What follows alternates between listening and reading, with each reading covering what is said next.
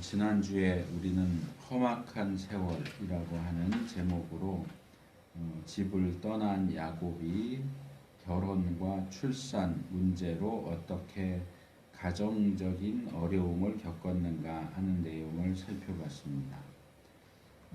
오늘도 역시 험악한 세월에 대한 내용일 수 있는데 야곱이 라반의 집에서 일하면서 이번에는 어떤 사회적인 어려움을 겪었는가, 관계적인 어려움을 겪었는가 하는 것에 대한 내용입니다.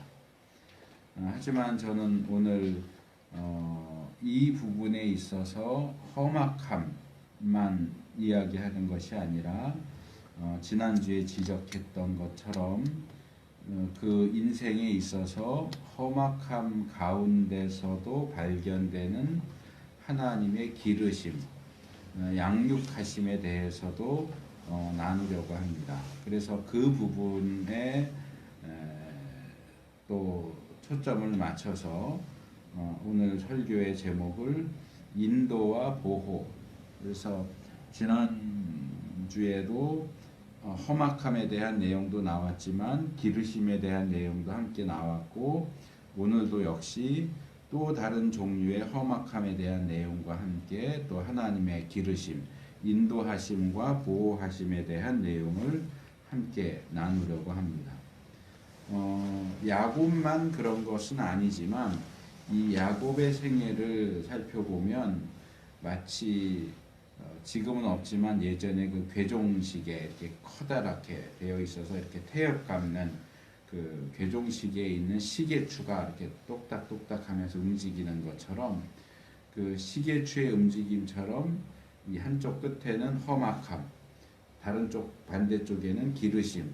그래서 험악함과 기르심 사이를, 또는 환난과 인도하시고 보호하시는 것 사이를 끊임없이 왔다 갔다 오고 가는 그런 모습을 보게 됩니다. 야곱의 경우에도 그렇고, 우리가 야곱 다음에 살펴볼 요셉의 경우도 역시 마찬가지인데, 이렇게 힘든 일과 감사한 일이 서로 이렇게 엇갈리는 방식은 사실 하나님께서 모든 인간들을 다루시는 일반적인 방식이다, 이렇게 말할 수 있습니다. 그렇기 때문에 우리가 이런 모습들을 통해서 또한 우리를 다루시는 하나님, 우리 인생에 있어서 발견되는 험악함과 하나님의 역사, 기르심이 동일하게 우리 삶 속에서도 나타난다 하는 사실을 깨달을 필요가 있습니다. 그리고 우리가 이제 계속 이 창세기 중반부터는 아브라함, 이삭, 야곱 이렇게 인물들에 대한 내용을 살펴보고 있는데, 아무래도 인물들에 대한 내용을 살펴보다 보면 우리가 하나님 나라라는 주제로 지금 연속 설교를 하고 있는데, 하나님 나라 주제는 세 가지, 영토와 국민과 하나님의 주권, 이 세 가지를 중점적으로 살펴볼 수밖에 없는데, 이 개인에 대한 내용을 살펴보다 보면 영토 부분은 아무래도 좀 잘 다루어지지 않고, 국민, 하나님 나라 백성에 대해서 좀 초점을 맞추게 되고, 그 하나님의 백성이 어떻게 왕이신 하나님의 주권을 제대로 따라가고 이행하는가, 또는 그렇지 못한가 하는 부분에 초점을 맞추게 됩니다. 그렇기 때문에 우리가 앞으로도 그렇겠지만 인물이나 어떤 집단을 살펴볼 때는 주로 그런 쪽으로 이 사람이 또는 이 집단이 하나님의 주권적인 뜻을 잘 깨우쳐 알고 따르는가, 또는 따르지 않고 있는가, 또 반대쪽에서는 이런 부족하고 연약하고 또는 악하기까지 한 사람들이 어떻게 어떤 과정을 통해서 하나님 나라 백성답게 만들어지는가? 또 그들이 하나님 나라 백성이라면 그 각각의 삶의 그 모습 속에서 어떤 원리, 어떤 하나님의 주권적인 뜻에 따라서 행동하고 생각하고 해야 하는가? 하나님 나라의 통치의 원리, 하나님 나라 백성의 행동 원리 같은 것들도 우리가 배울 수 있어야 됩니다. 그래서 우리가 이 땅에서 무엇을 어떻게 해야 하는지 또는 하지 말아야 하는지 그것에 대한 기준도 함께 배울 필요가 있다는 겁니다. 그래서 우리가 말씀을 살펴보면서 하나님이 어떻게 역사하시는가, 하나님이 원하시는 원리는 무엇인가, 우리가 따라야 하는 행동 원리는 무엇인가 하는 것들을 깨닫고 우리 각자의 삶을 들여다보면서 지혜롭게 반응하고 하나님 나라 백성답게 만들어지고 또 살아가는 우리가 될 수 있기를 바라면서 오늘 살펴볼 말씀을 시작하도록 하겠습니다. 첫 번째 우리가 살펴볼 내용은 30장 25절에서 43절 내용입니다. 이 30장 25절에서 43절 내용은 라반의 속임수에 넘어가서 7년 동안 2번, 14년 동안을 품삯을 받지 않고 무보수로 일해야 했던 야곱이 그 14년이 지나간 후에도 어떻게 라반으로부터 부당한 대우를 받으면서 여전히 험악한 세월을 살아가고 있는가 하는 내용을 우리에게 보여줍니다. 그 표현 중에 산 넘어 산이라고 하는 표현이 있는데 이 야곱의 생애가 끊임없이 힘들고 어려운 일로 가득해 있다라고 하는 것을 볼 수 있습니다. 그래서 이 첫 번째 부분은 품삯과 속임수라는 제목으로 살펴보도록 하겠습니다. 먼저 25절과 26절은 야곱이 이제 14년이 지난 후에 라반에게 나 이제 고향으로 돌아가겠습니다. 귀환을 요청하는 내용인데요. 여기 보면 이 야곱이 라반에게 귀환을 요청한 시점을 라헬이 요셉을 낳은 때였다라고 소개를 하고 있습니다. 야곱이 라반의 집에 가서 라헬과 결혼하는 조건으로 7년을 일했고 7년이 지난 후에 결혼을 했어요. 속아서 레아와 먼저 결혼을 했고 7일 후에 다시 라헬과 결혼을 했는데 지금 이제 7년이 끝난 것으로 보이는데 그때가 라헬이 요셉을 낳은 때였다라고 소개하는 것을 보면 지난주에 다루었던 이 라헬이 임신하지 못하고 출산하지 못했던 그 불임 기간이 최소한 6년 정도였구나 하는 것을 짐작할 수 있죠. 그래서 그 6년 정도의 불임 기간이 끝나고 드디어 2번의 7년, 14년 동안의 무보수로 일했던 기간이 끝난 후에 이제 약속된 14년을 끝냈으니까 이제는 고향으로 돌아가겠습니다 하고 이야기를 하는 거죠. 그래서 야곱이 이런 말을 합니다. 내가 외삼촌께 한 일은 외삼촌이 아시나이다. 그렇게 얘기하는데 뒤에 30장 29절에는 조금 더 길게 나와요. 내가 어떻게 외삼촌을 섬겼는지, 어떻게 외삼촌의 짐승을 쳤는지 외삼촌이 아시나이다. 이렇게 말하죠. 근데 이 두 번의 발언은 상당히 이렇게 돌려서 표현한 것이고 그 뒤에 가면 좀 더 자세한 이야기가 2번 더 나옵니다. 30장 30절에 보면 내가 오기 전에는 외삼촌의 소유가 적더니 적더니 내가 온 후에는 이 말이 생략됐겠죠. 내가 온 후에는 번성하여 때를 이루었나이다. 나의 공력을 따라 여호와께서 외삼촌에게 복을 주셨나이다. 라고 말하죠. 이 14년 동안 야곱이 라반을 잘 섬긴 결과 결국 라반이 부자가 됐다 하는 이 야곱의 그 노역의 긍정적인 결과를 얘기하는 겁니다. 좀 뒤로 휙 가서 31장 38절에서 40절 좀 길지만 좀 빠르게 읽으면 내가 이 20년에 이거는 이제 14년 이후에 6년을 더 이제 일했는데 그 6년이 지나서 총 20년이 지난 후에 야곱이 이야기를 하는 겁니다.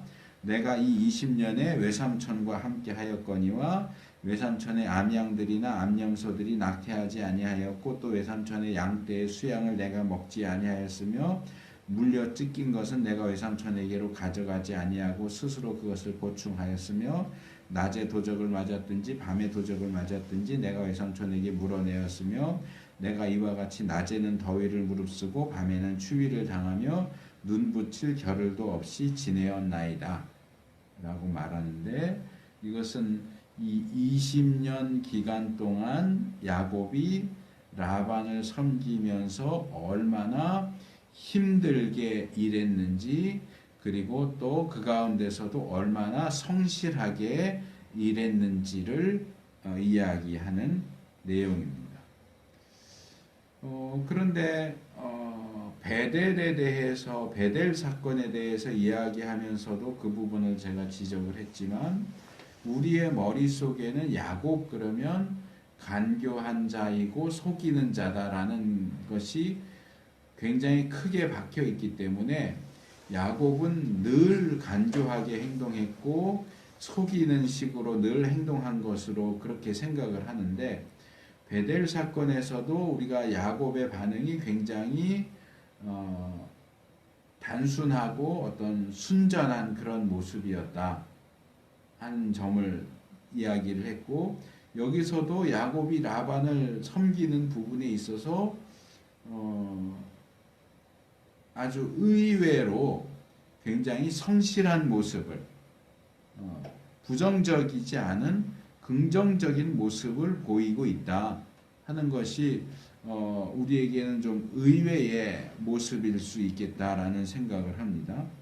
그런데 이런 모습은 창세기 12장 3절 하반절에 나와 있는 아브라함에게 처음에 주셨던 약속 그리고 소명이 야곱에게서도 아브라함에게서도 성취됐고 이삭에게도 성취가 됐고 야곱에게서도 성취가 됐고 요셉에게도 성취가 될 것이고 그 이후에 하나님 백성들에게 있어서도 동일하게 성취되어야 하는 그 내용을 보여주는 것이다. 뭐냐? 땅의 모든 족속이 너를 인하여 복을 얻을 것입니다. 이 땅에 하나님을 믿지 않는 백성들까지도 하나님의 백성들을 통해서 하나님이 내려주시는 복을 얻게 될 것이다. 그 복의 찌끄러기까지라도 받아 누리게 될 것이다 하는 약속 그리고 소명이 여기에 성취되는 모습을 보여주는 것이 아니겠느냐. 하나님의 백성은 비록 그 자신이 부족하고 연약하다 할지라도 이 세상과 세상 사람들에게 내려지는 하나님의 복의 통로로 사용된다.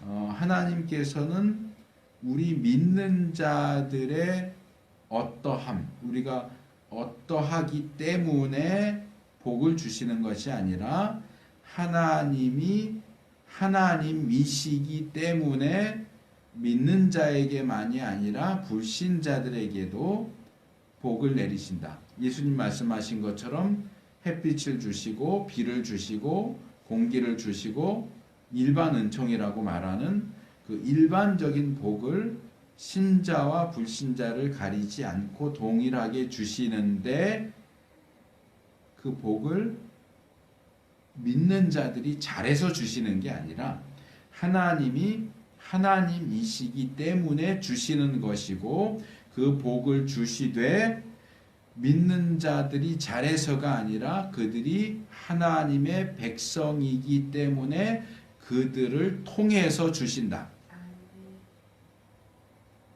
그래서 우리가 이런 기본적인 사실을 모르고 불신자들을 향해서 콧대를 높이면서 니들은 우리가 아니면 다 죽었어. 이런 식으로 교만하게 말하면 안 된단 말이에요. 우리가 잘나서 주시는 게 아니에요. 하나님이 하나님이시기 때문에 주시는 거고 우리가 부족해도 하나님의 백성이기 때문에 우리를 통해서 주시는 거니까 하나님이 우리를 사용해 주셔서 감사합니다 해야지 니들 우리 아니면 다 죽었어. 까불지 마. 잘해. 이런 식으로 하면 안 된다. 이 사실을 우리가 기억할 필요가 있습니다. 간교한 자, 속이는 자 야곱을 통해서도 하나님은 라반에게 복을 주세요. 자, 그 다음 27절에서 34절로 넘어오면 야곱이 이제 고향으로 돌아가겠습니다 라고 하니까 그 말을 들은 라반이 야곱을 붙잡습니다. 야곱을 붙잡으면서 세 가지 이야기를 해요. 첫째로 내가 야곱 너 덕분에 여호와께 복을 받았다라는 사실을 인정합니다.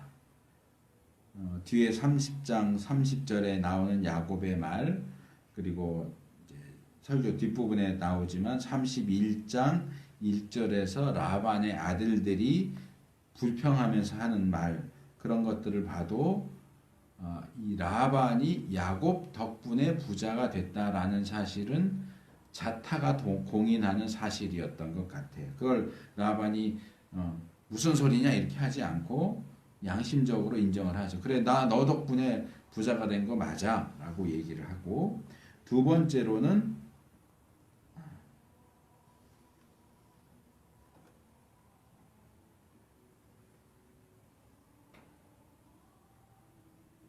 노트북이 갑자기 꺼져버려가지고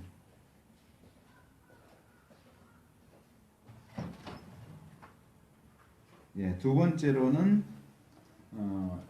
이 야곱에게 야 네가 나를 좋게 생각한다면 제발 떠나지 말아다오 라고 부탁을 합니다.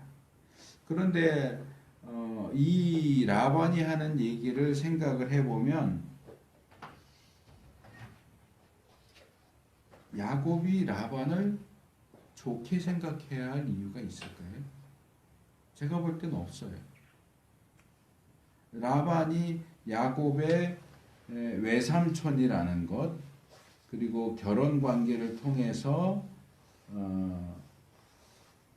라반이 야곱의 장인이 됐다는 것 이것을 빼면 사실 라반이라고 하는 사람은 야곱으로서는 별로 상대하고 싶지 않은 대상이었을 거라고 생각이 들어요. 라반과의 결혼을 조건으로 7년 동안 무보수로 일을 했어요. 그거는 야곱이 먼저 제안한 거니까 뭐 그것까지 문제 삼을 필요는 없겠죠. 어차피 지참금을 내야 되는데 가지고 있는 게 없으니까 대신 노동으로 퉁칩시다 해서 7년을 일했어요. 거기까지 좋아요. 그러면 라헬하고 결혼을 시켜줘야 되는데 속여서 레아하고 결혼을 시켰어요.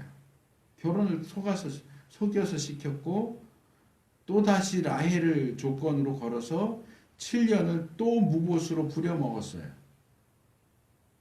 사기꾼이죠. 이런 사람하고 상대하고 싶지 않을 것 같아요. 저 같으면 아예 안면 몰수하지 그 사람하고 상대 안 해요.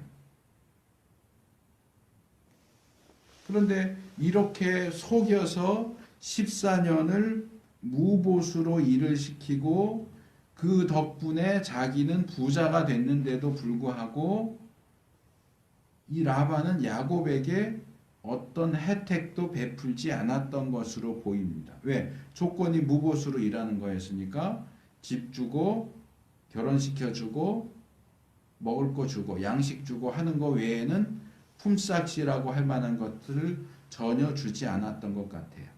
30절 하반절에서 야곱이 이런 얘기를 합니다. 외삼촌은 내 덕분에 부자가 됐지만 나는 어느 때에야 내 집을 세우리이까? 라고 말하죠. 이거 무슨 얘기예요? 지금 현재 야곱은 결혼해서 자식이 12명. 아직 베냐민은 태어나지 않았지만 딸인 디나가 요셉과 동갑이거나 1, 2년 차이가 났을 걸로 보이니까 디나까지 하면 12명의 아버지인데 한 아내는 넷이고 한 가정의 가장인데 자기 가정을 제대로 꾸려나갈 수 없는 상황이었어요. 그런 배려도 어쨌든 사위고 가장이고 아내가 넷에 자식이 12이나 있는데도 여전히 야곱은 라반 집에 종처럼 살고 있었다 하는 것을 암시해주는 표현이라고 생각을 합니다. 거의 사기에 가까운 불평등 조약으로 14년을 무보수로 부려먹고 딱히 해준 것도 없고 31장 42절에 보면 우리 아버지의 하나님 아브라함의 하나님 곧 이삭을 경외하는 이가 나와 함께 계시지 아니하였다면 외삼촌께서 이제 나를 공수로 빈손으로 돌려 보내셨으리이다 라고 얘기하죠. 해준 게 없어요. 너무 인색하게 박하게 했어요. 그래 놓고 야곱이 간다고 하니까 너랑 나랑 친척이 아니냐? 너가 날 좋아하지 않느냐? 그러면서 붙잡아요. 이런 라반의 모습은 전형적인 사기꾼의 모습이죠. 말만 던드르르하게 하고 실제로 해주는 건 아무것도 없고 등골까지 빼먹는 그런 사기꾼.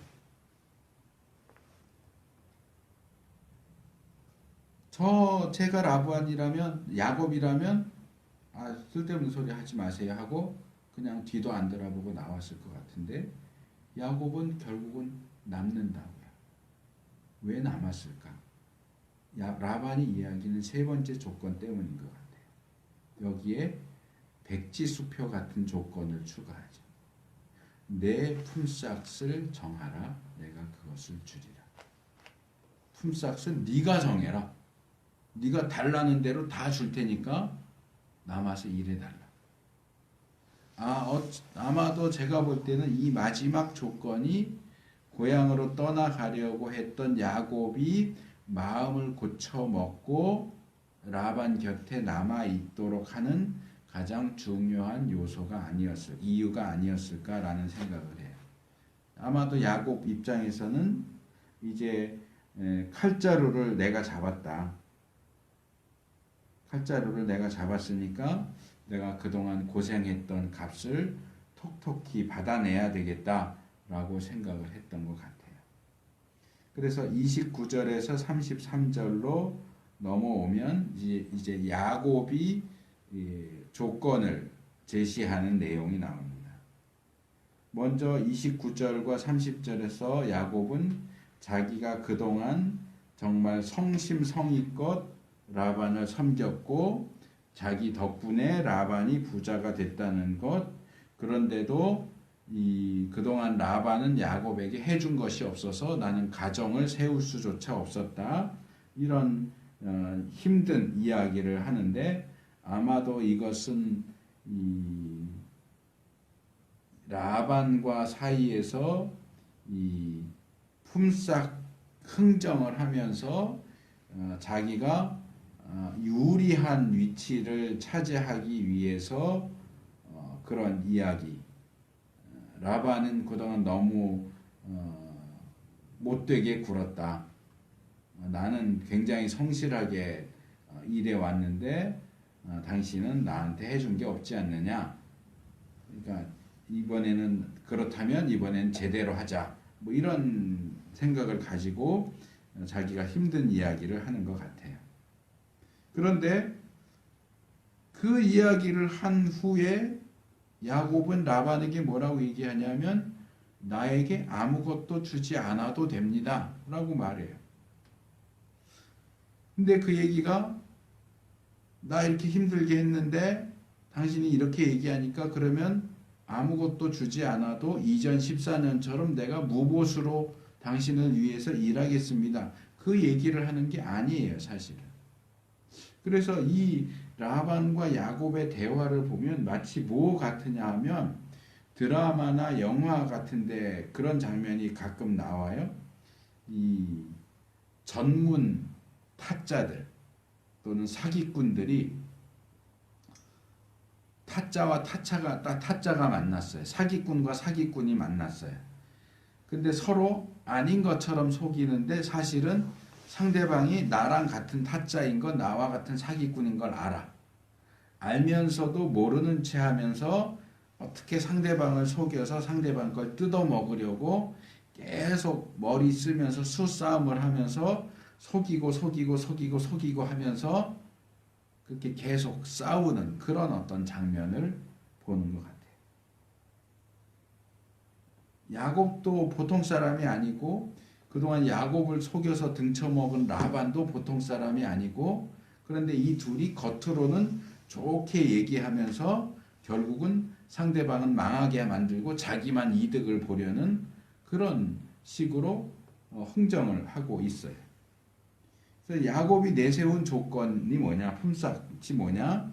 라반 소유의 지금은 야곱 소유의 양떼 염소떼는 전혀 없어요. 모든 양떼와 염소떼는 라반 거예요. 라반이 가지고 있는 양떼와 염소떼 가운데 아롱진 것, 얼룩얼룩한 것, 점이 있는 것, 점박이, 그리고 검은 것, 세 종류. 얼룩얼룩한 것, 점 있는 것, 검은 것, 이 세 가지를 야곱의 소유로 인정해 달라. 그러니까 하얀 거는 라반이 갖고 하얗지 않은 나머지 얼룩얼룩하고 점이 있고 그리고 검은 것은 내 걸로 하겠습니다. 그게 야곱이 내세운 조건이에요. 이거는 누가 봐도 전문가가 아니라도 누가 봐도 그 색깔만 보면 이게 흰색인지 아닌지를 알 수 있잖아요. 그러니까 이 야곱이 부당하게 라반 소유의 양이나 염소를 빼돌렸는지 아닌지 확연하게 드러나는 그런 명확한 기준이기 때문에 누구도 여기에 뭔가 속임수가 있어, 뭔가 수를 쓰고 있거나 이렇게 말할 수가 없는 부분이죠. 그래서 라반은 이런 야곱의 제안에 대해서 두말할 것도 없이 동의하고 둘 사이에 너무나 쉽게, 이게 흥정이 더 오래 갈 것 같았는데 너무나 쉽게 노동계약이 체결이 되죠. 그런데 겉으로 보이는 이런 단순한 상황 진행과는 달리 우리가 좀 더 생각해야 할 것이 있습니다. 적어도 두 가지를 생각해야 하는데요. 첫째는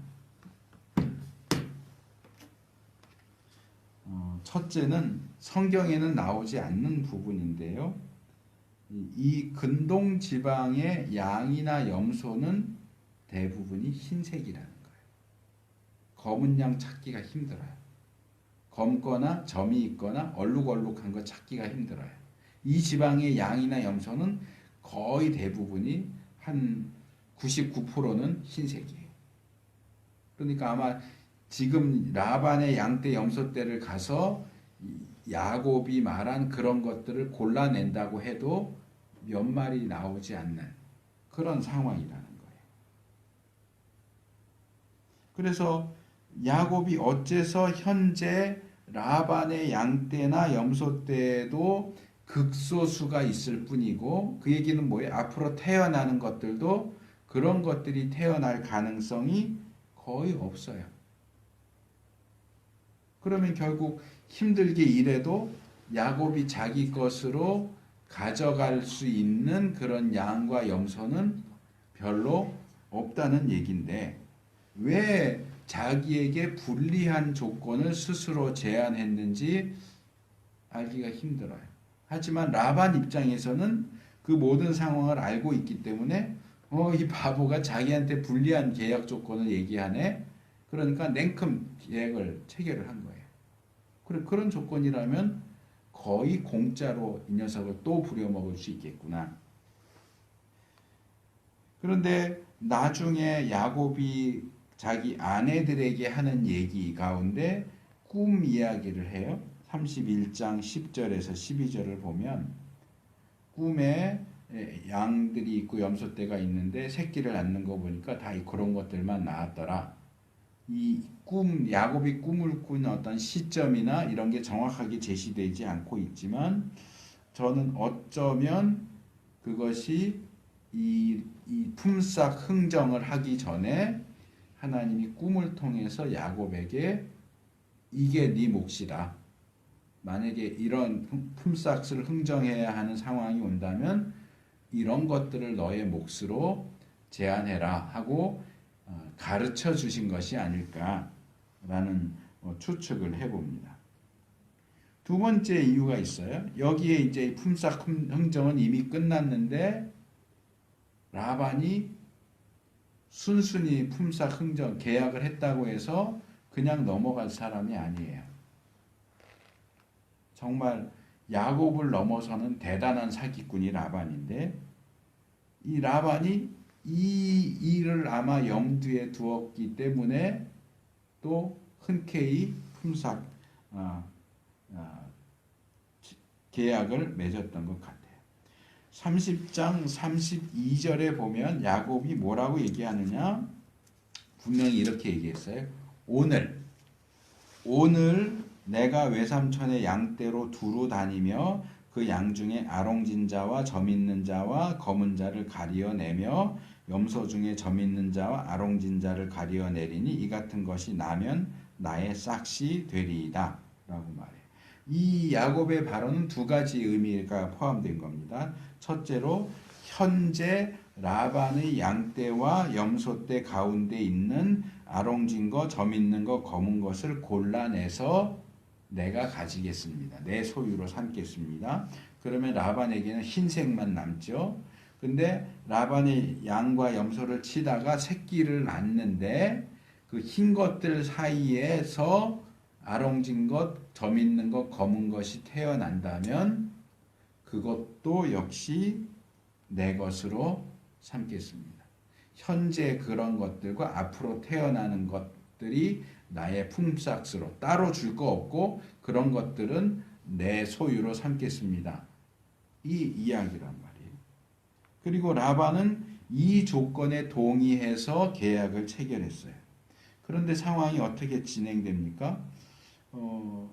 이 부분을 다루면서 제가 얘기하는 이 내용을 설교든지 강의든지 하면서 이 내용을 지적하는 걸 제가 한 번도 들어본 적이 없어요.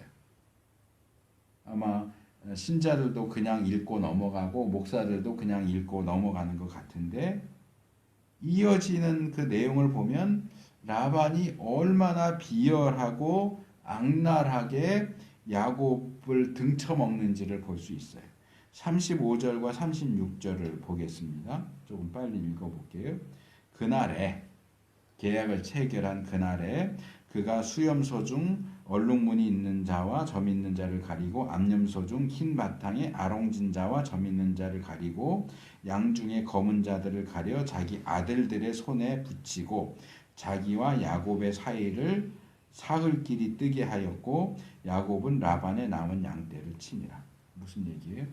자, 여기서 야곱이 제시한 것들, 아롱진 것, 점 있는 것, 검은 것들을 골라내는 일을 누군가가 해요. 근데 여기 그 일을 누가 했느냐라고 할 때 그가 그냥 그랬어요. 그가.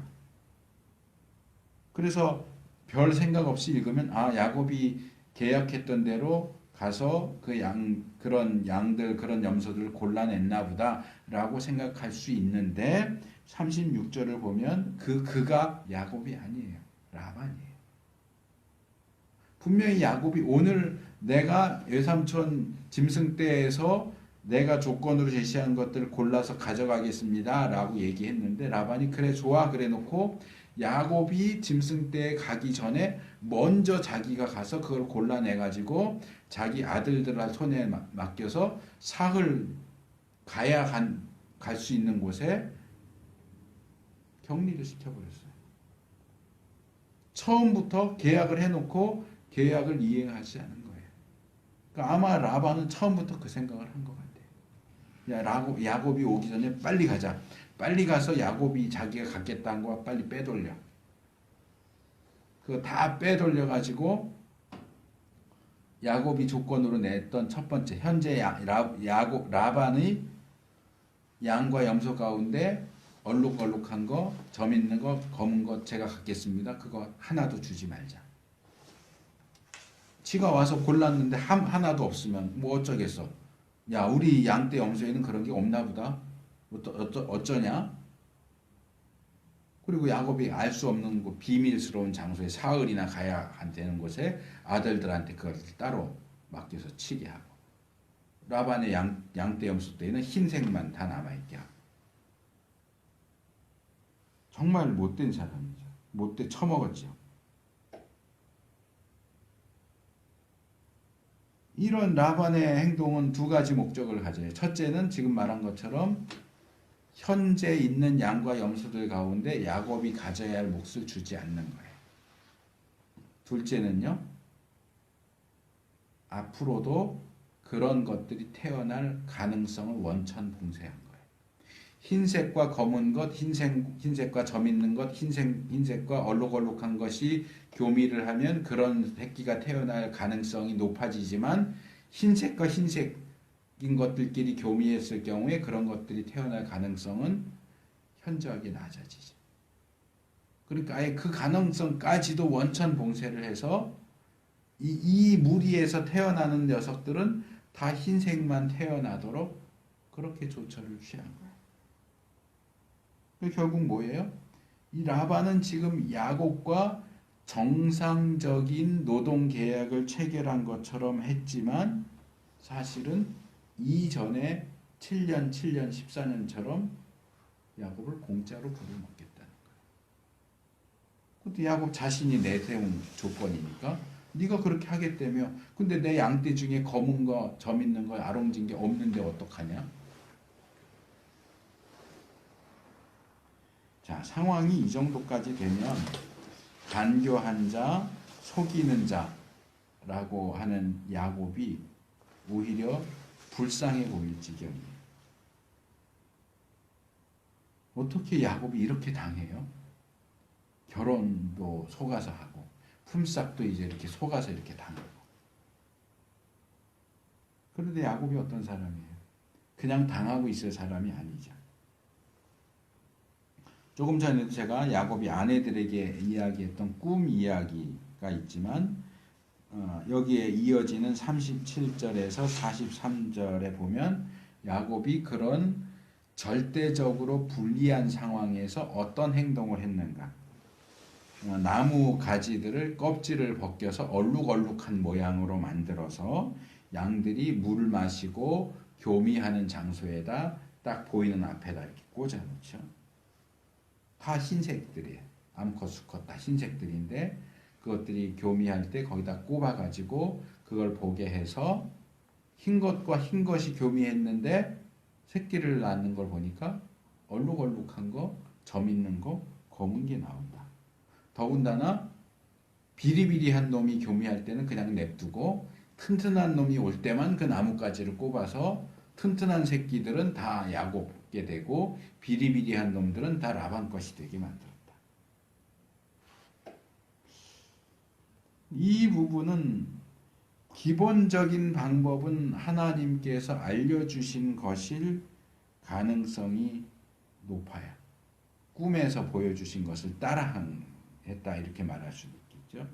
그런데 이 튼튼한 녀석과 허약한 녀석들을 구분해서 결국 자기는 튼튼한 녀석들을, 허약한 녀석들은 다 라반에게로 돌아가게 한 것도 하나님이 그렇게 하라고 가르쳐 주셨느냐? 그건 아닌 것 같아요. 하나님은 기본적인 방법만 알려주셨는데 야곱이 그것을 악용한 거지. 악용해서 이 망할 놈의 영감탱이 라반 골탕 좀 먹어라 해서 약한 놈들은 다 라반에게 돌아가도록 그렇게 악용한 것으로 추측이 됩니다. 그런데 이 이야기를 읽을 때 우리가 조심해야 될 필요가 있어요.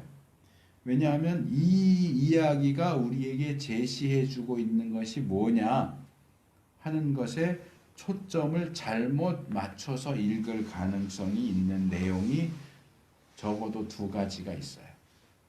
첫째로, 자, 이렇게 양이 교미할 때 얼룩얼룩하게 무늬를 내놓은 것을 보게 했다고 해서 얼룩얼룩한 거, 점 있는 거, 검은 새끼가 나온다고 하는 것이 과연 사실이냐? 지금도 그게 가능하냐? 소 키우고 양 키우고 염소 키우는 사람이 지금도 그 녀석들이 교미할 때 그 앞에 얼룩얼룩한 무늬를 낸 나뭇가지를 꼽으면 흰색이 교미했는데 얼룩얼룩한 거, 점 있는 거, 검은 게 나오느냐? 어떨 것 같아요? 야곱의 경우는 분명히 그랬어요. 그럼 지금도 그럴까요? 의외로 이건 제가 정말 안타깝게 생각을 하는 부분이기도 한데 굉장히 많은 수의 신자라고 하는 사람들이 성경에 나오기만 하면 그대로 따라해야 한다 또는 그렇게 따라해도 된다라고 생각하는 것 같아요. 이 경우에는 뭐 그렇게 하자라고 하는 경우는 별로 보이지 않지만 더 일반적인 경우로 여리고성이에요. 여리고성을 주위를 뺑뺑뺑 돌아서 함락했다. 무너뜨렸다. 그래서 이 건물, 우리 교회 하기에 딱 좋은 건물이 있는데 주인이 안 판다고 그런다. 그러면 작정해서 여리고성 작전을 한다. 그 주위를 매일같이 이렇게 뺑뺑뺑뺑 돌면 결국 그 건물이 우리 것이 될 것이다. 그 땅이 우리 것이 될 것이다. 했더니 진짜 그렇게 되더라. 이렇게 말하고 주장하고 행동하는 사람들 굉장히 많아요. 근데 그게 성경대로 그렇게 돼야 한다면 그 건물이 내 것이 되기 전에 무너져야 되잖아요. 정해진 만큼 뺑뺑 돌면 그 건물이 와르르 무너져야 되는 거 아니에요? 여리고성도 무너졌잖아요. 근데 그 생각은 안 해요. 그냥 내 거만 된다고 해요. 아니 그보다 앞서서 그렇게 뺑뺑이를 돌기 전에 하나님께서 직접적으로 야 너 이 건물을 네 걸로 내가 줄 테니까 며칠 동안 뺑뺑이 돌아라 하고 말씀을 주셔야 되는 거 아니에요? 그 말씀 듣고 뺑뺑이로 도는 건가요?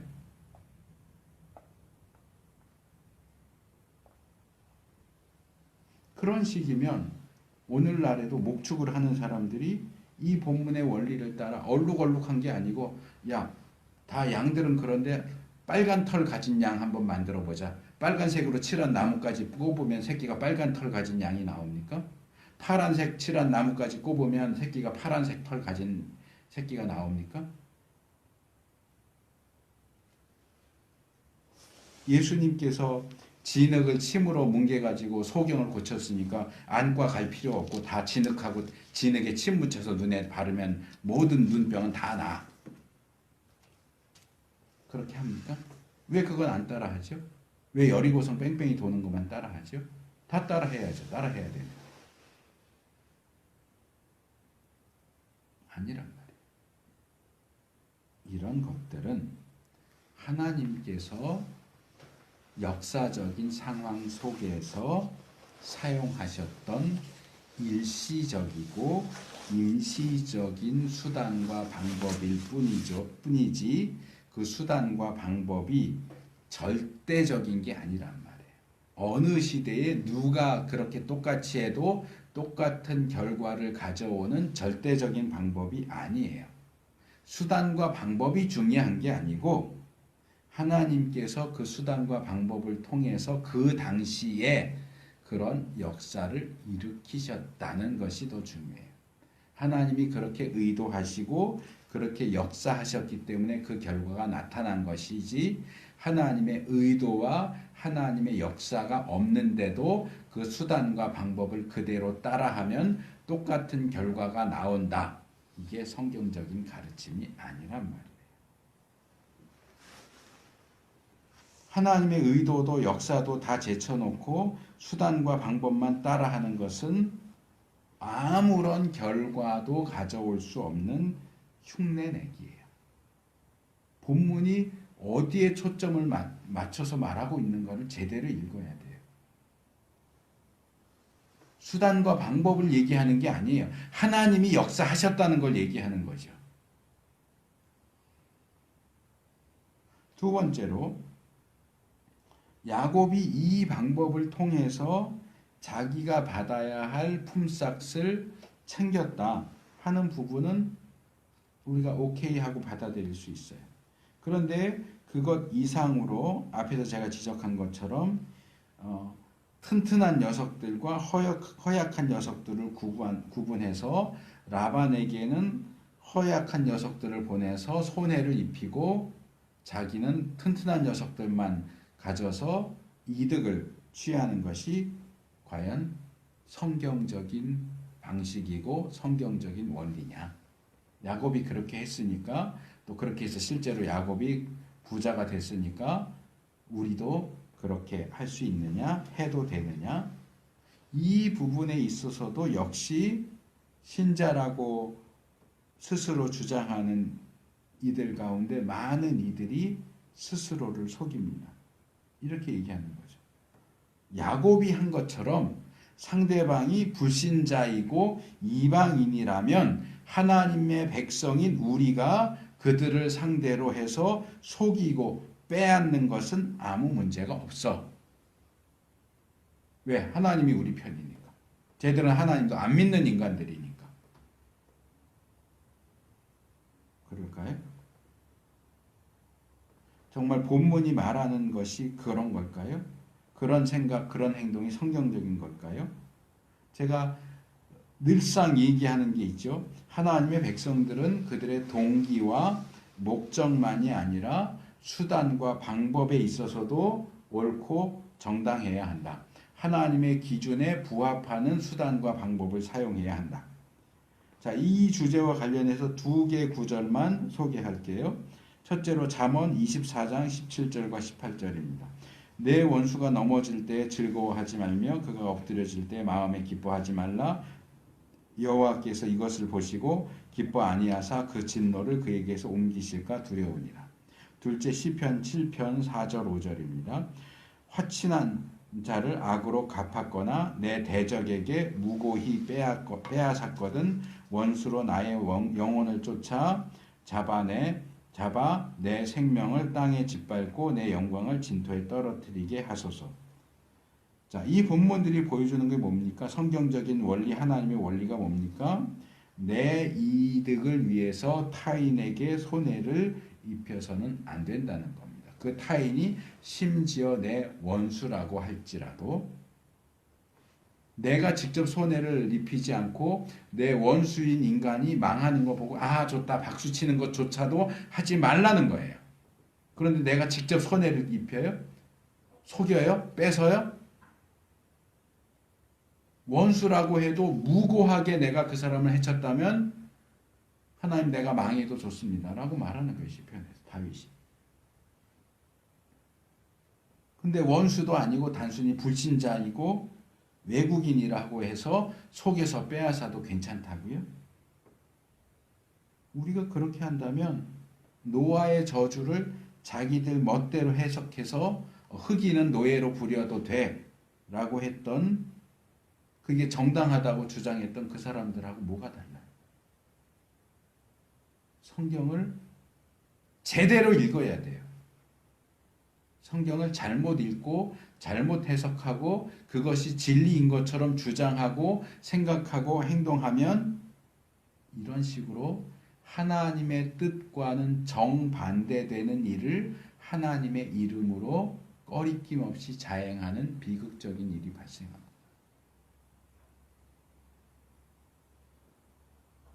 성경은 제대로 읽어요.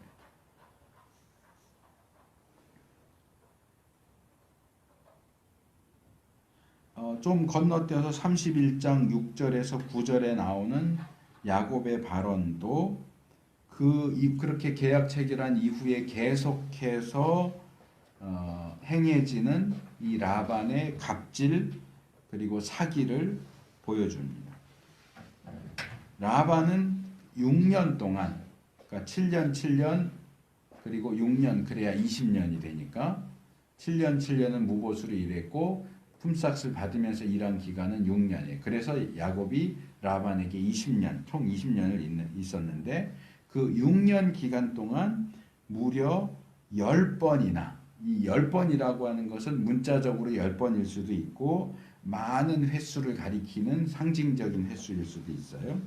10번이나 성실하게 일하는 야곱을 부당하게 대하고 속이면서 시시때때로 그 품삯을 변경했습니다. 처음 계약을 체결할 때 야곱은 아롱진 것, 점 있는 것, 검은 것 이 세 가지가 제 품삯입니다 라고 조건을 제시했고 오케이 하고 계약을 체결했어요. 그런데 여기 이 라반이 어떻게 했는가를 야곱이 얘기한 걸 보면 야곱의 소유가 점점 많아지고 어떻게 낳기만 하면 다 검은 것, 점 있는 거, 아롱진 거 이러니까 야곱이 열받은 거예요. 그래서 어떤 식으로 바꾸느냐. 야, 올해는 아롱진 것만 가져. 점 있는 거, 검은 거 안 돼. 아롱진 거. 근데 또 그렇게 하면 또 아롱진 것만 나와. 그러니까 야, 안 되겠어. 이제는 점 있는 것만 가져가. 이런 식으로 원래 세 종류를 다 야곱이 품삯으로 제안했는데 오케이 해놓고서는 자기 마음대로 세 개 중에서 이렇게 돌려가면서 어느 놈이 좀 어느 종류가 좀 많이 나오는 것 같다 그러면 안 나오는 쪽으로 그랬겠죠. 검은 게 별로 안 나온다 그러면 너 그럼 검은 게 네 품삯이야. 점 있는 게 안 나온다 그러면 점 있는 게 네 품삯이야. 이런 식으로 계속해서 품삯 조건을 바꾼 거예요.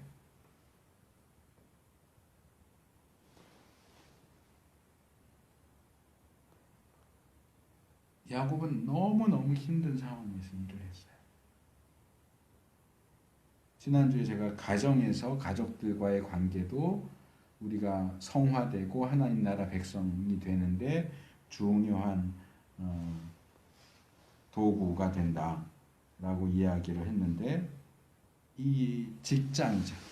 직장에서의 관계, 사회적인 관계, 가정 바깥에서의 관계도 우리를 성화시키고 하나님 나라 백성답게 만들어가는 굉장히 중요한 도구다 하는 것을 기억했으면 좋겠습니다. 자, 여기까지가 이제 첫 번째 항목인데 제가 좀 자세하게 살폈기 때문에 나머지 두 개는 조금 간략하게 다루도록 하겠습니다. 31장 1절에서 16절이 두 번째 부분입니다. 자, 이러한 과정들을 거치면서 결국 야곱은 더 이상 라반과 함께 있을 수 없는 그런 상황으로 오게 되죠. 이게 이제 기본적으로 30장 43절에 나오는 이에 그 사람이 야곱이 심히 풍부하여 양떼와 노비와 약떼와 나귀가 많았더라 하는 내용의 자연스러운 결과죠. 라반이 가난했어요. 빈털털이 야곱이 와서 라반이 부자가 됐고 14년 동안 일하면서 재계약 6년을 했는데 이 6년 기간 동안 라반도 뭐 가난해진 건 아니지만 그 짧은 시간 동안 야곱은 라반보다 훨씬 더 부자가 됐어요. 그 직장에서 일하는데 사장님보다 종업원이 더 많이 가져가요. 직원이 사장보다 더 부자가 됐어요. 이런 일이 어디 있어요? 그러다 보니까 기본적인 상황이 변화되죠. 어떻게 변화돼요? 자, 1절, 2절에 나오는데 먼저 1절에는 야곱이 자기 아버지의 소유를 다 빼앗아서 부자가 됐다라고 하는 라반의 아들들의 불평이 나옵니다. 이런 불평은 인정할 수 있는 부분도 있고 인정할 수 없는 부분도 있어요. 일단 야곱은 처음에 계약했던 대로, 그리고 좀 전에 말한 것처럼 라반이 수시로 그 계약 조건을 변경하는데도 불구하고 정상적인 방식으로, 물론 이 강한 거 허약한 거 이렇게 한 부분에 있어서는 약간의 속임수도 없지는 않았지만 적어도 겉으로 보기에는 계약 그대로 자기의 품삯을 받아서 부자가 된 거니까 빼앗았다라고 하는 표현은 맞지 않아요. 그런데도 이들이 이 빼앗았다라고 말하는 이 표현이 우리 개역 성경에 보면 31장 9절에서 야곱도 이 빼앗았다라는 표현을 동일하게 사용을 해요. 라반의 아들들도 야곱이 우리 아버지 걸 뺏어갔어 라고 얘기하고, 야곱도 하나님이 당신들 아버지 것을 빼앗아서 나한테 줬다 이렇게 얘기를 하는데, 우리 개역 성경은 둘 다 똑같이 빼앗았다라고 되어 있지만 히브리 원문 성경을 보면 사용된 단어가 달라요. 라반의 아들들이 빼앗았다라고 할 때는 라카흐라고 하는 단어를 썼어요. 이건 라카흐는 원래 빼앗는다 보다는 취한다 그런 뜻이에요. 가져갔다. 빼앗았다 그러면 뭔가 좀 강제적인 폭력적일 수도 있는 상황이 거기 포함된 것처럼 보이는데, 라카흐는 빼앗았다가 아니고 가져갔다예요. 조금 더 약한 표현이에요.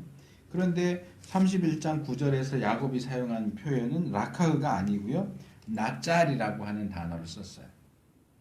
이 낫잘은 움켜쥔다, 노력한다, 빼앗는다 그런 뜻이에요. 그래서 오히려 라반의 아들들보다 야곱이 더 강한 표현을 써요. 그러니까 라반의 아들들은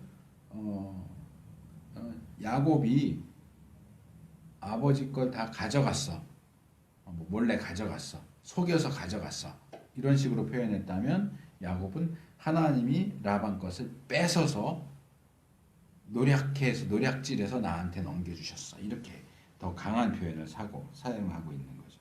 근데 사실 이건 누가 봐도 이상한 상황이죠. 아까 얘기한 것처럼 가게에서 일을 하는데 어떻게 사장보다 종업원이 더 부자가 될 수 있냔 말이에요.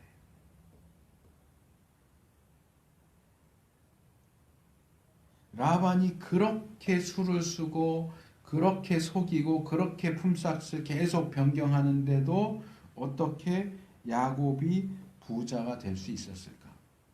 이건 정상적으로 보기 힘든 상황이라는 건 맞죠.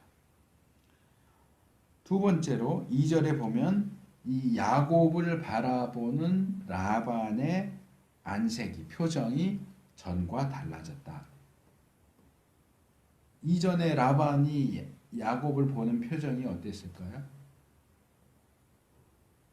첫째, 아유 저 복덩이, 저 녀석이 오는 바람에 내가 부자가 됐어. 복덩이. 둘째, 아우 저 호구 새끼, 내가 이렇게 속여도 그냥 예 그러고 따라와. 저건 얼마든지 내가 속여서 공짜로 부려먹을 수 있는 바보 같은 놈이야. 그런 거였을 거예요. 능력은 좋은데 바보 같은 놈. 근데 이게 상황이 이상하게 흘러가요. 아들들이 계속 불평을 했기 때문이기도 하겠지만 라반 자신이 볼 때도 어떻게 상황이 이렇게 가지? 길을 쓰고 막았는데, 야곱이 짐승들을 많이 가져가는 걸 길을 쓰고 막았는데도 결과적으로 보니까 야곱이 더 부자야. 사장인 나보다 종업원이 더 부자가 돼버렸어. 방법은 정확하게 알 수 없는데 이 야곱 이 녀석이 뭔가 수를 쓰고 있구나, 뭔가 속임수를 쓰고 있구나. 나쁜 자식. 자기가 했던 못된 짓은 다 잊어버리고 이 야곱 나쁜 놈, 사기꾼. 한번 걸리기만 해라. 한번 이런 식으로 라반의 태도가 바뀌었겠죠. 그리고 세 번째로 본문에 직접적으로 언급되지 않는 또 다른 문제도 있다고 저는 생각을 합니다. 이 부분도 일반적으로 잘 얘기 안 하는 부분, 거의 다뤄지지 않는 부분인데요. 자, 야곱이 처음 라반에게 왔을 때에는 라반의 아들들에 대한 이야기가 전혀 나오지 않아요. 대신 레아와 라헬 자매에 대한 이야기만 나오고 라반의 소유였던 몇 안 되는 양떼를 누가 쳤느냐? 라헬이 쳤습니다. 왜 라헬이 칠까요? 라반에게 아들들이 있었다면 아들들이 보통 남자가 그걸 하지 여자가 그렇게 하는 일은 거의 없단 말이에요. 그래서 이런 정황을 보면 얼마 안 되는 양떼인데도 그나마 그것을 딸인 라헬이 쳤다. 아마 언니인 레아는 집안일을 했을 것이고 라헬이 양을 쳤을 거예요. 그 얘기는 야곱이 라반에게 왔을 당시에는 라반에게 아들들이 없었을 가능성이 있다고 저는 봐요. 라반의 아들들에 대한 이야기는 야곱이 라반에게 온 지 14년이 지나서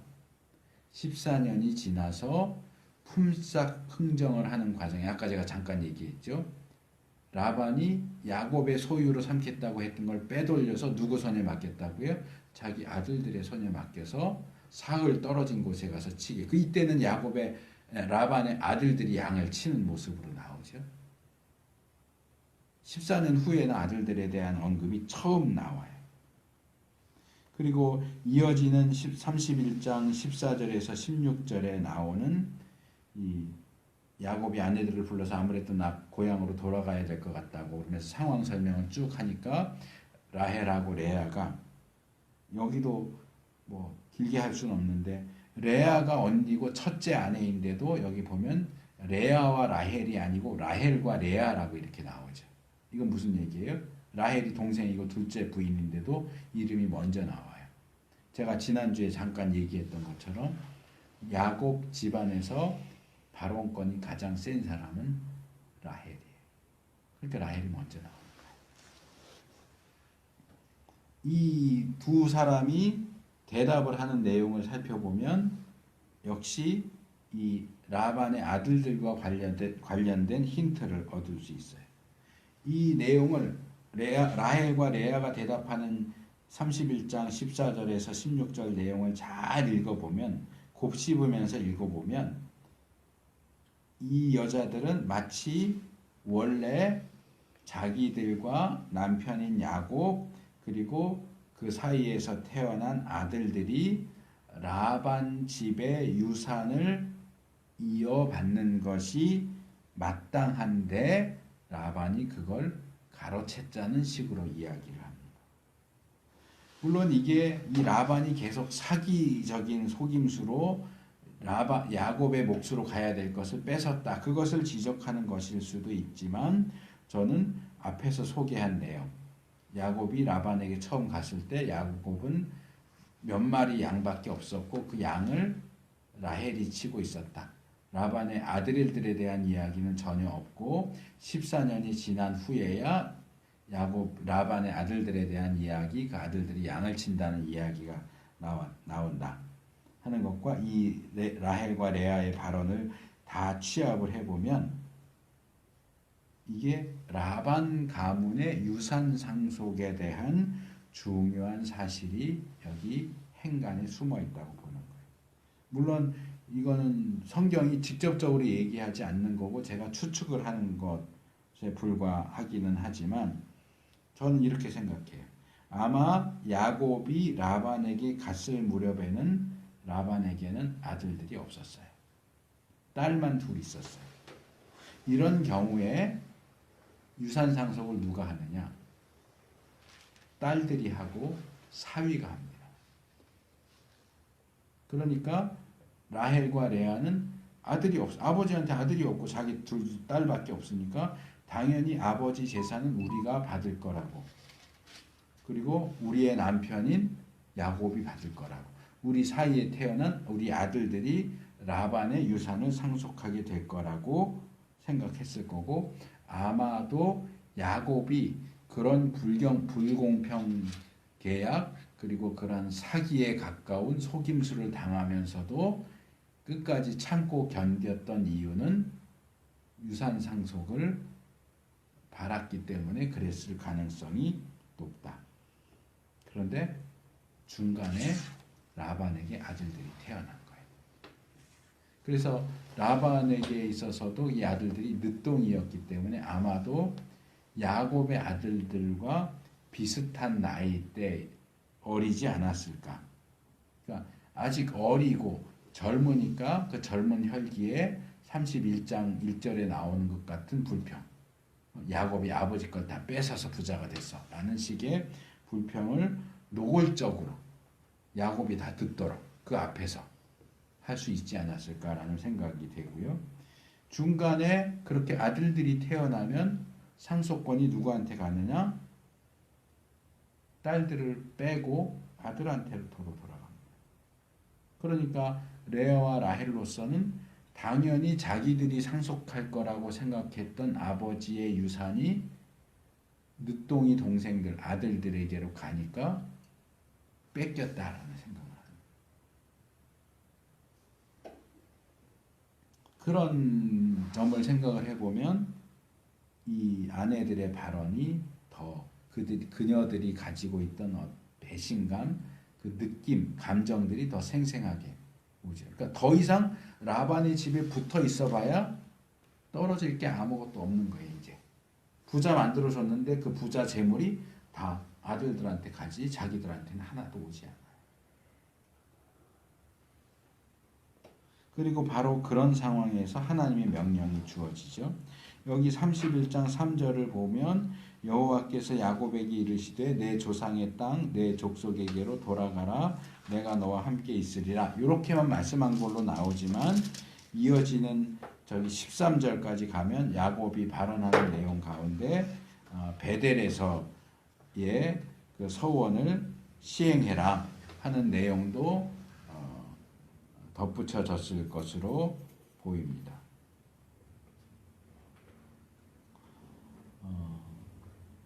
그리고 나서 이제 상황이 이렇게 가니까 야곱이 아내들과 이제 고향으로 돌아가는 문제를 상의하는데요.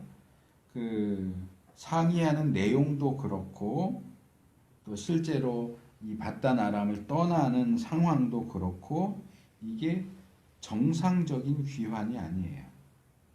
무슨 빚진 사람이 야반 도주하듯이 그렇게 몰래 떠나갑니다. 왜 그렇게 해야 했을까? 뿐만 아니라 이 아내들과 이 귀향에 대해서 상의하는 것도 아내들을 몰래 라반 모르게 몰래 야반이 일하는 일터로 직장으로 불러서 거기서 비밀스럽게 상의를 하죠. 이런 것들이 보여주는 건 뭐냐? 라반과 야곱의 관계가 정상적이고 일반적인 관계가 아니었다. 마치 주종 관계처럼 상당히 강압적인. 라반이 힘을 가지고 야곱을 억누르는. 이제는 경제적으로는 야곱이 더 부자가 됐기 때문에 경제로 억누를 수는 없고 그러나 힘을 가지고 야곱은 그쪽 토착민이고 야곱은 떠돌이 외국에서 들어온 사람이니까 이 토착 세력의 그 어떤 힘, 무력을 가지고 야곱을 억누르고 있던 상황이 아니었겠느냐. 그래서 이 뭐 야곱의 발언이나 아내들의 대답은 우리가 이미 앞에서 살펴봤기 때문에 그냥 간단하게 요약만 하고 넘어갑니다. 야곱이 자기의 현재 상황이 어떤지, 얼마나 힘들게 섬겼는데도 부당한 대우를 받았는지, 그나마 하나님께서 개입하셔서 지금 이렇게 됐고, 그런데 나를 도와주신 그 하나님이 나에게 고향으로 돌아가라고 하셨다. 이런 것들을 이야기하고, 라헬과 레아도 이 아버지를 비난하면서 당신의 하나님이 그렇게 말씀하셨다면 갑시다. 더 이상 우리 여기 떡고물도 떨어질 게 없으니까 돌아갑시다. 그렇게 얘기하고 귀향을 결정을 하죠. 그리고 세 번째로 31장 17절에서 24절까지 내용을 보면 이제 드디어 도망하고 라반이 쫓아오고 그래서 만나는 장면입니다. 여기 17절 18절은 야곱이 품고 있는 기본적인 도주 계획을 보여줍니다. 자녀들, 아내들, 그리고 그의 소유인 짐승들과 모든 재물들을 가지고 귀향할 계획을 세우는데 저 그럼 이제 돌아가겠습니다 하고 정상적으로 떠나는 게 아니고 몰래 라반 모르게 은밀하게 귀향을 해야 돼요. 그런데 이게 은밀하게 하기가 힘들어요. 왜요? 가족도 대가족이죠. 재산도 엄청나게 많죠. 짐승도 엄청나게 많은데 이삿짐 바리바리 싸가지고 움직이는데 어떻게 눈에 안 띌 수가 있어요. 이게 야곱에겐 숙제죠. 몰래 가야 돼요. 그냥 간다 그러면 절대로 보내줄 리가 없고 테러를 당할 수도 있는데 어떻게 몰래 갈까? 그래서 고민을 하다가 결국 좋은 기회를 잡죠. 뭐에? 라반이 양털을 깎으러 가요. 근데 여기 자세한 내용은 안 나오는데 우리가 앞에서 살펴봤던 30장 35절 36절에 나왔던 야곱이 가져가기로 했던 몫을 빼돌려서 사흘 떨어진 곳에 아들들에게 맡겨서 양치게 했다 그랬잖아요. 아마 이 장소인 것 같아요. 사흘 가야 있는 또 다른 목장으로 가서 양을 깎는 일, 양털을 깎는 일을 하고 또 실제로 야곱이 도망갔다는 소식도 여기 31장 22절에 보면 사흘 만에 라반이 알게 됐다라고 하거든요. 이 사흘이라고 하는 것도 역시 라반이 사흘 떨어진 장소에 가 있었다 하는 이야기를 배경으로 하는 것으로 보여요. 그래서 사흘 떨어진 곳에 가 있는 동안 준비 후다닥 하고 도망을 친 것이죠. 시간적인 거리 또 공간적인 이 간격, 소문이 들어갈 시간, 쫓아오는 시간 이런 거 다 계산해서 최대한 소문이 늦게 들어가도록 소문 듣고 쫓아와도 최대한 거리가 벌어지도록 그렇게 해서 도망을 한 거죠. 근데 이 몰래 떠나는 와중에도 라헬은 아버지 라반의 드라빔, 이 불교 신자들이 가끔가다 집에도 불상 이렇게 놔두는 것처럼 소형 불상, 큰 불상은 절에 가야 있고 조그만 소형 불상 집에다 놓는 것처럼 이 당시에는 그렇게 소형 우상 만들어서 집에도 놓고 이렇게 했는데 그걸 드라빔이라고 그래요. 이 소형 우상인 드라빔을 도적질합니다. 이 사건을 자세하게 다룰 수는 없고 하나만 말씀을 드릴 거예요. 왜 그랬을까? 라헬은 왜 아버지 것을 도적질했을까? 두 가지 가능성이 있어요. 첫째는 그 당시에 그 한 가문이 섬기는 신인 드라빔을 누가 가지고 있느냐가 그 가문의 유산을 누가 상속할 것인가에 대한 어떤 보증이 된다. 그러니까 아버지가 죽기 전에 이 드라빔을 자식들 중에 누구에게 줬느냐가 이 드라빔을 가진 자식이 유산을 상속한다. 이런 이제 법규가 그 당시에 있었기 때문에 지금 도망가듯이 가지만 나중에 아버지 죽은 다음에 혹시라도 고향에 돌아오면 그 드라빔 가지고 이게 내가 아버지 유산을 내가 가져야 된다는 증거야 하고 내세우면서 아버지 유산을 뺏어가려고 그런 계획을 세운 것일 수 있다. 그렇게 보는 경우도 있고 그거보다 좀 더 가능성이 있다고 보는 것은 이미 남동생들이 유산 상속을 하는 걸로 거의 확정된 상태였기 때문에 뭐 드라빔 가지고 있는다고 해서 쉽게 가지고 있네 그럼 누나가 가져 이렇게 할 수 있을 것 같지는 않고요. 제가 볼 때는 아버지 라반을 골탕 먹이려고 에이 연 먹어라 골탕 먹이려고 한 게 아닐까. 이 나중에 나오는 사건을 봐도 그래요. 이 라반이 결국 야곱 일행을 따라잡고 왜 드라빔 훔쳐갔냐 하고 그럼 찾아보세요 하고 수색을 하는데 라헬이 그걸 어떻게 합니까? 이 드라빔을 자기가 타고 있는 낙타죠. 낙타 안장 밑에. 이 낙타는 또 그것 때문에 아팠을 거예요. 그렇죠? 딱 몸에 맞게 했는데 거기에 이 딱딱한 뭔가 드라빔을 쑤셔놓고 그냥 앉아 있으니까 얼마나 아팠겠어. 근데 거기에 숨겨놓고 앉아가지고 내가 지금 월경을 해서 움직일 수가 없으니까 아버지가 이해해 주세요. 이 말도 사실인지 거짓말인지 알 수는 없는데 저는 거짓말일 거라고 보지만은 이게 거짓말이든 사실이든 이건 굉장히 모욕적인 행동이에요. 신이잖아요. 신을 월경하는 여자가 깔고 앉았다. 월경을 안 하더라도 그렇게 엉덩이 밑에 깔고 앉았다 하는 것은 신에 대한 모독이에요. 더군다나 실제로 월경을 하고 있었다면 뭐 피가 직접적으로 드라빔에 묻지는 않았겠지만 옷도 있고 안장도 있고 그러니까 근데 이 피는 부정하잖아요. 그 신을 더럽히고 모독하고 그 신성을 무효화시키는 그러니까 이런 종교적인 배경을 모르면 그냥 숨겼구나 하는데 이런 고대 근동의 종교적인 부분을 보면 이 신을 조롱하는 것과 같은 그런 결과를 가져오죠. 그래서 의도했든지 안 했든지 라헬은 지금 아버지가 믿는 그 신을 조롱하고 있는 거예요.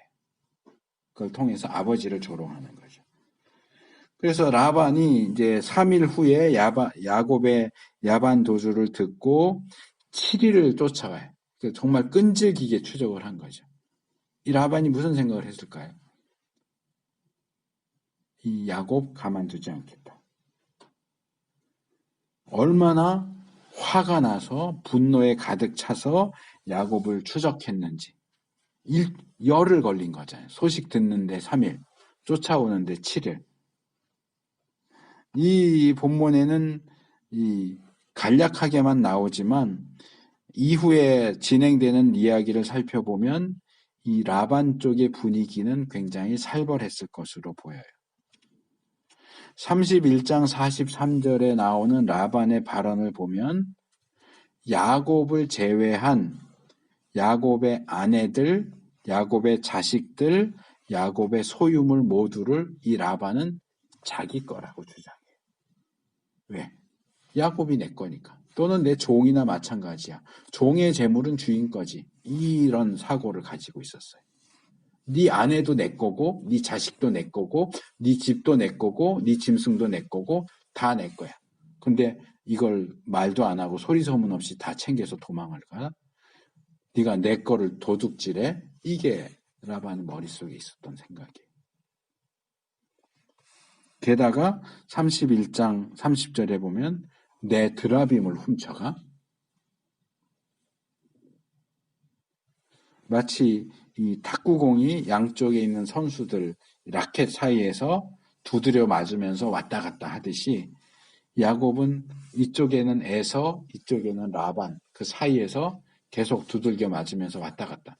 에서에게 쫓겨서 라반에게 오고 라반에게 쫓겨서 가는데 또 에서가 기다리고 있고 이쪽에는 곰, 이쪽에는 호랑이. 어느 쪽으로 가도 안전하지 않는 생명의 위협을 받는 모습을 보게 됩니다. 실제로 31장 29절에 보면 라반은 자기에게 야곱을 해칠 수 있는 능력이 있다라고 말을 하는데 이거는 능력만이 아니라 의도도 있었음을 암시하는 것으로 보입니다.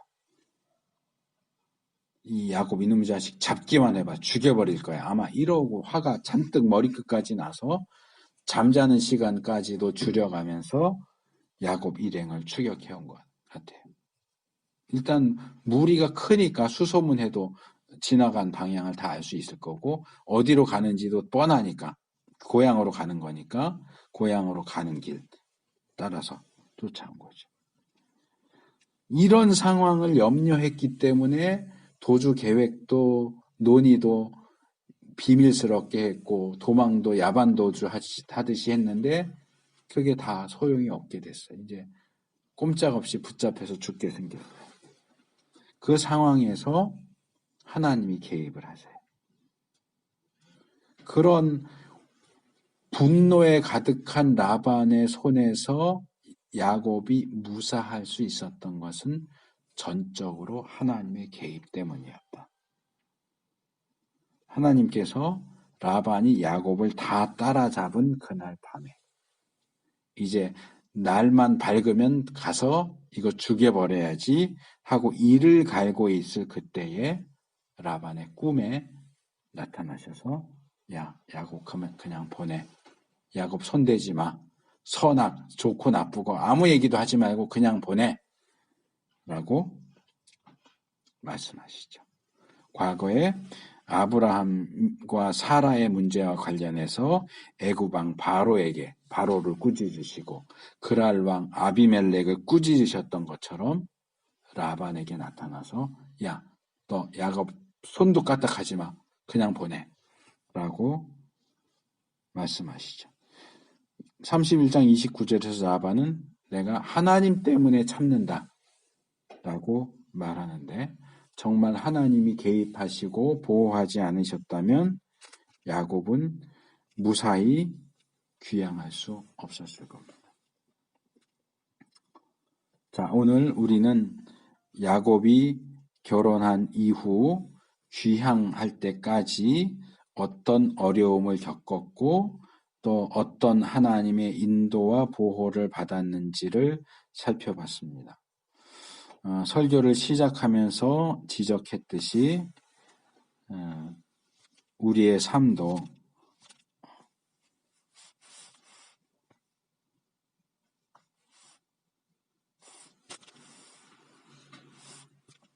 이렇게 험악함과 기르심, 하나님의 기르심 사이를 오고 갑니다. 우리 자신과 우리가 처해 있는 상황을 생각하면 절망할 수밖에 없지만 하나님께서 우리를 버리지 않으시고 계속 돌봐주시고 길러주시기 때문에 소망을 가질 수 있습니다. 그 하나님을 바라보면서 그 하나님을 향해서 나아가는 우리가 될 수 있기를 바랍니다.